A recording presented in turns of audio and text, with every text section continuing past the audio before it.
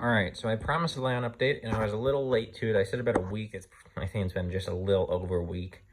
But here I am. I finally got one for everybody. There's been quite a lot done, as I'm sure some can already tell.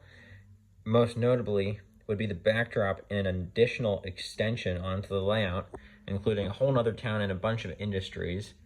So, but also I've still just been slowly going around and updating scenery and improving track work, stuff like that, just to make the whole layout look and operate a lot better than it has in the past.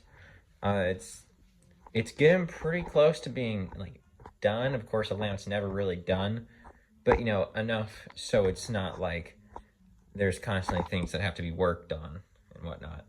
So first thing I'll show is the backdrop, probably because it's the most prominent. So you can see the backdrop goes around the entirety of the layout, all the way up the new extension here, and it's mostly done. There's a few sections like right in here and here that still need work, but this big area is done, and so is this little strip. So the way I made my backdrop, I know there's a lot of ways that people make them. The way I got this idea was actually from this display case, which I don't know if I've ever shown. This was found by my aunt in somebody's trash, and then after she went up to it, she found it had tracks on it. Now I replaced the tracks. Sorry, that wasn't quite in focus. I replaced the tracks for brand new Atlas Code 100 Flex track and whatnot, and a couple little sections of sectional track. So I basically refurbished the whole thing, but this material, it's like, I think it's just hardboard. You can sort of see where it's not painted here. It's light in color. It's not quite, it's similar to masonite, but it's not, it's a little softer texture-wise and smoother. It's smooth on both sides. Masonite's usually smooth one side, rough on the other. But this was super easy to paint. I painted this, and it didn't need any primer. It was able to take one coat and looked really good. So then I got the idea of this, because I was thinking I would just paint on the wall, but then like that becomes a whole thing that there's paint on the wall. And if you mess up, it's again on the wall. So I got this idea, and you can kind of see, I should go over with just a little dab of this paint that we got mixed. You can see there's just simply nails tacked every like foot or so. Then I painted the whole thing. I've basically never once painted in my life, besides like as a really little kid. That stuff never turns out good. So I've never really painted something, just stuff. But I got a hang of the mountains actually pretty easy. In the trees, again, I used like a fan brush. I just kind of dabbed them on everywhere. I used 3 to 4 different colors, included like yellow, like aspens changing up in the mountains, just in order to make some variety. So I did brown for my mountains then, and then the dark blue for a distant mountain in the far back. So I think that really turned out good. And then just kind of like wet brushing different shades of green and yellow to try and match as best as I can with the layout around it. I don't know if it looks like one. I tried making a cornfield. I don't know. I might just go over it with green paint, make it look like the rest, but I'll see. I have some corn stalks, more of them ordered, and they're coming. So maybe once I fill it in more, maybe it'll look a little more realistic. All right, now next, this might even be, this is probably a bigger change than the backdrop. I built on an additional 8 more feet to the layout because about 3 years ago, I extended with this L-shaped expansion, which included the flour mill and the brewery. But now, it kind of started as a joke that I was going to build an expansion just to have this gas station on the layout. But then I actually started thinking about it, and I thought it would be a great idea because I really like the switching aspect. And so I started thinking potential industries. And just north of Fort Collins, that there's a smaller town called Wellington, and there's no actual industries there anymore. On my layout, I have technically four industries going on here. I'll just start off at the very end. And so what I did here was I made this is an imaginary name, and maybe there's a business out there in real life that is called Platte Valley Feed, but I just simply made this Platte Valley Feed industry. They will get, I got a tank car in here because, you know, something can come in on a tank car. But they also get a lot of box cars and mostly hoppers. And sometimes, depending on how I feel, it kind of just depends. There's a little grass on there. Either coal cars or like fuel oil tank cars to power the place. So this is the powerhouse, at least that's what I'm calling it. So I'm just claiming that they occasionally dump coal here. That's why there's the random, I don't know how they would logistically dump coal here. Maybe it would come in gondolas instead, and they would use a backhoe or something to get it out.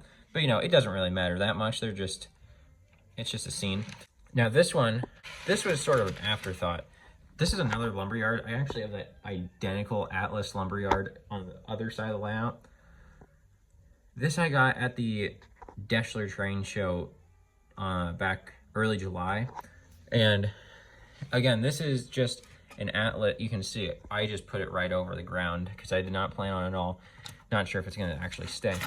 But yeah, this is just an Atlas kit. And the guy who was selling this, actually, he sold me this too. This oil fuel rack. I don't know where I'm going to use it. I might use it at this next industry I'll show off. But he just makes these things look really nice. Puts like weathering and stuff on them. And I think they look great. I tucked it in here, so that way then I have just one more industry up here. Again, I'm not 100% sure if I'm going to keep it. You can see it kind of cuts the road off, like to fit a big truck. So either I'll move this elsewhere, or I will expand the gravel out just a little more so it makes sense logistically. All right, so here's the next industry that I added. This is the transload facility. You always hear people talk about a transload facility is the best industry to add to a layout. And I was thinking like, yeah, but it seems a little bland. But since I've done it, I definitely agree with that because you can run literally anything to a transload facility. Now you can see here, I even have a piggyback car, of all things, a piggyback car. Again, just like the coal over at the feed company, I don't know how they would unload these at all. I don't think it would be possible logistically, but you know, it looks cool, and I love these big 89-foot flat cars with the 45-foot trailers. Basically anything goes here. Flat cars, piggybacks, hoppers, tank cars of any material, box cars, gondolas, anything. Here, I'll show you how the oil rack kind of fits in, even though it's not necessarily permanent quite yet. Not sure if it ever will be. So it can just... So I have this built up on masonite, just so the loading platform would be level to a flat car or a box car door. So that's why it's a little overhangy, I guess you could call it. Might need to move the guy so you're not just standing right underneath it. But I could put this here. The only thing is if I want to leave a car there, it would have to foul the crossover into the industries. So I'm not 100% sure. I'm going to try and figure it out because I really like this. I know I cannot pass it up when I saw it. So I'm just leaving it out of the way for now. I think it does look a little better, a little more simplistic here. And then the last industry here, it is situated on a runaround track. That way, because there are both, there's switches going in either direction, which with the end of the layout right there, you know, that could be a big issue.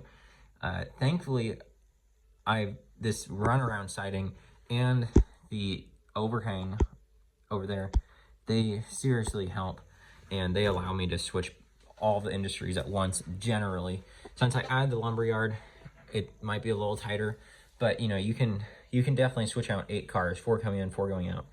But this is just a Woodland Scenics feed mill. All right, so now we're over here at the primary extension, I guess we could call it. This was the first extension I ever did to the layout. And it's basically stayed the exact same. Track work stayed the same. I have reworked the flour mill, so it's a little more operationally friendly. I used to have a right-hand switch, not a turnout. So I put a number 4 turnout into here. The switch used to be here, so it was a super sharp S-curve into here. And you could never once get a car through there coupled up to an engine without derailing. So this switch seriously helps. It makes this working, it makes it work a lot better. All right, this next one here, this is not a huge update. It's just an addition. This is a, like, I don't actually even know if it's meant to be a switch tower, or, oops, but you know, or a junction tower, whatever you want to call it. But I just put this in because, especially since I made the extension, this is truly like a junction between, of course, my layout's a loop. So you would be going to Cheyenne, or you would be going to Cheyenne. Don't question it. But still, this way gets you straight to Cheyenne. This takes you through the loop. So it's, my layout's obviously not point to point. This is where the loop happens. I named it Pooter Junction. I got to get some signs actually made for it. Pooter, it's a strange word. The Cache La Pooter River is in Fort Collins, and it's on the layout. Everything around Fort Collins seems to have the name Pooter in it, whether it's the school district or the fire departments. Everything has the name Pooter in it. So Pooter Junction, I thought, was a very fitting name for this building. Quick side note here, since we got the MRL SD70 Ace, I've been doing a lot of weathering on stuff. This is one of them. I have been doing a lot of my weathering with Badger Model Flex paint through an airbrush. They have so many colors. I used grimy black on this, and then a little bit of a mix between roof brown and oxide red. And that's what the dirty grime is. Sorry, I'm getting the smokestacks around the way. Very smart move. So this is one of the engines I've weathered. That SD70 Mac that's over there, that was another one I just weathered. The other one that I just recently did is the troublesome SD45. The reason there's the new speaker is because I blew the speaker out of this. I didn't do anything wrong. This originally had an old MRC decoder, a sound decoder. It sounded really bad, but the speaker was fine. At least I thought it was. It sounded fine, but then this was back in February after the Lincoln Train show when I got this. But just yesterday, it blew its speaker. So I immediately got a new Soundtrax one, which should be easy. Just got to unscrew a couple screws, wire that up. So, but yeah, this is the other one that I have weathered, you know, very lightly. You don't want to go crazy on them. But I faded the paint a little bit, and I just did some general grime, stuff like that, you know. Dulled down the silver trucks. All right, so this is the engine servicing track. At least locomotive servicing track. This is, I made a bunch of these switching diagrams and whatnot. I can store engines. I can store 2 6-axles, probably 2 4-axles. You can't fit 3 4-axles in here, but also cars. So like I have various cars, like sand car for engine sand, diesel.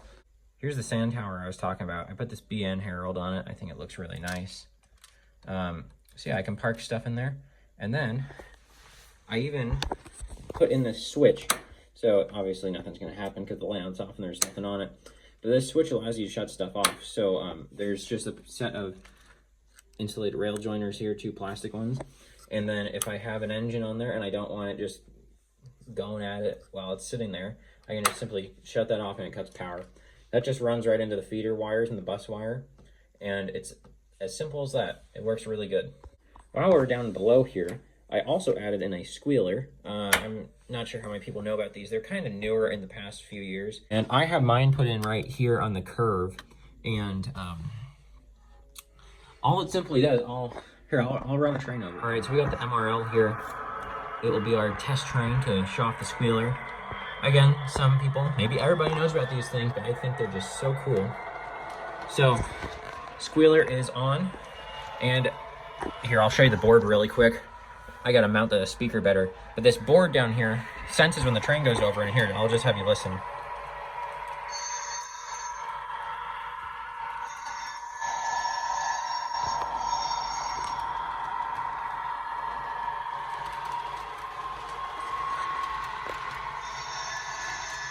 So as you can hear, it just randomly plays flange squeal sounds, and it's super cool.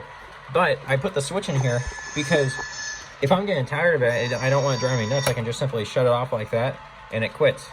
It just, again, this, they also claim, and I haven't had any issues, they claim that it can run through bus wire, and so it's just hooked up to the bus wire as well. And then you turn it on, and see, that blue light turns on when it senses something. The caboose just went over it, so it's not gonna do it anymore. Going back to this fuel track here, this MRL Sandhopper, this is a totally custom paint job. I have a handful of things. I'll show you. I even got some locomotives out of it. Somebody, a family friend, they had gotten a bunch of old model trains, not necessarily even old, but older model train stuff. This is a roundhouse kit, but a lot of the stuff was either undecorated or it was kits that had to be built. This was both. This was a kit that was undecorated, and as you can tell by my MRL power, so that's one of the custom cars I did. Used a couple different decals from both an engine set, that's what the logo here is from, and some cars. This one's a little jumpy, not jumpy, but it kind of, I guess I didn't even put it on the track right, but it kind of wants to take off. I could do some speed matching, which I've tried, but this one just doesn't seem to want to take CVs. I guess maybe I have since I last remembered it. It looks like I put a little momentum into it so it didn't fly away. Oops. Oh, no. Okay. Alright. You get the idea. While we knocked the SW1500 off the track and actually started it up, Athearn put like a blackening material on to make the metal bits look black. But they did it right over the pickups, basically, or where the trucks sit in take power. So I've been working on that.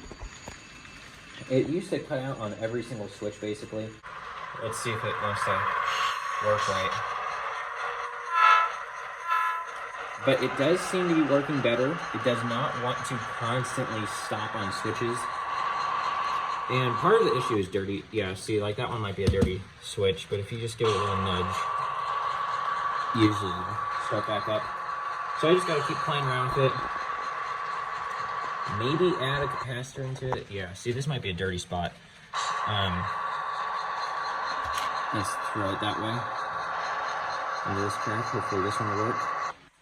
Yeah, well, see, it's kind of spotty. It's such a nice engine, but it hardly ever gets used because it does not like to run on the switches. And of course, it's a yard switcher, and so it has to deal with a lot of switches. So it's a little unfortunate, but hopefully in the near future, this engine will be working better. Now, this piece of track here, I hastily put in a piece of steel alloy track, which, you know, you never want to do. And it's giving me troubles. You'll see the engine, well, besides cutting out on the frogs, will guarantee stop watch. As soon as that front truck gets on, see, it just stops. You give it a little push, sometimes it goes, but if that whole engine's on it, it's not moving at all. So, what I'm going to do is I'm going to, and also, you can kind of see it, there's like a weird gradient into there. So I got to pull this switch and piece of curve up. The one in the middle is another one of those undecorated kits that I got, and I painted it up as a fertilizer car of sorts for a made-up railroad, Tulsa and Western. This was just a super simple paint job. I had no idea what I was going to do with this, but then I just sort of got some ideas. On the other side, I'll flip over, it's kind of dark, but there's a different fertilizer ad. All right, now back to the actual layout. Again, I'm going to cover this in my 5-year video, but I've added a bunch of trees, and I've just done a bunch of detail. I made the roads actually good. They're not just painted on. Some spots they are, where I didn't feel it was necessary to pave, but I made sure the paint looked good. You couldn't see like marks under it. That was the issue with the original one. This is another spot when I redid this area that I redid. I hope I'm not being redundant and talking about something I already talked about in a previous video. Of course, that video would have been multiple months ago. But this is another industry track. This is the other identical lumber yard to the other one. So oftentimes there's center beams in here, both loaded and empty. And then this is kind of an interesting operation. So I claim this is a glass company. They get their boxcar deliveries. But see, the way I built this, I built it centered around SW1500. And since it's so spotty, it hardly likes to go in here. I'm thinking I'm going to make a little jut out that just goes like, honestly, just like 2 inches off the edge. And then I can run the GP15, because the GP15 is my next shortest engine, and it's much more reliable. And then I'm not only restricted to that engine. So this industry has not really gotten anything ever, besides like a couple boxcar loads. All right, so I stopped the train again. I don't think there's much more I necessarily want to go over, particularly in this video. Of course, there's a lot of other things around the layout, like the addition of static grass, which I think looks great. Just tweaking some scenes, making them look a little more realistic, a little more believable. Just stuff like that. I'll mention this corner, but this corner always gives me issues. It always has. I've never once known how I want this spot to look, because it's such a small, tight spot. There is a curve here in real life, but it's not a full 90-degree curve like I have here. So, you know, it's just, I always have mixed feelings on it. I don't know if this looks good or if it doesn't, if I should add more houses or if I should add more trees, make this more of a park area. I don't know. Hey, you can see I got houses placed right over the grass and stuff, just stuff kind of mocked up. I don't know. I would really appreciate it if anybody has any thoughts. Sometimes it helps to get some external ideas. I've drawn up a few thoughts. In real life, right before the bridge, there's a parking lot here where people can park and walk to the trails and whatnot that are around the Poudre River scene, both in real life and on the layout. So I'm thinking maybe I'll add a parking lot here, but then it feels like the house is really squeezed in. I don't know. Somebody, if anybody has any thoughts, please let me know, because I would greatly appreciate it. Because, see, I got all this. This thing's permanently in here, so I have to have a house with some sort of landscape scene. But, like, the garden that I built and the cast metal kit of the tree house, those are all movable. Everything except this is movable. So, I guess the driveways too, but I could always pull the driveway. So, if anybody has any ideas, it would be greatly appreciated. I've just always been stuck on this spot. I don't know what looks good, what looks bad, what looks too much, what looks too little. You know, it's one of the hard things is you don't want to overdo it, but then you want it to look right. So yeah, I just want to, I know this is quite a long video. I don't know if anybody's still going to be watching at this point, but if you are, I really appreciate it. And I know my layout, some people like it. I hope. I don't care if people don't, but I think a lot of people like it, and I feel bad that sometimes I neglect to film what I do. Like, I've done all this and most of redoing this without mentioning hardly anything onto YouTube. So, you know, I apologize for that.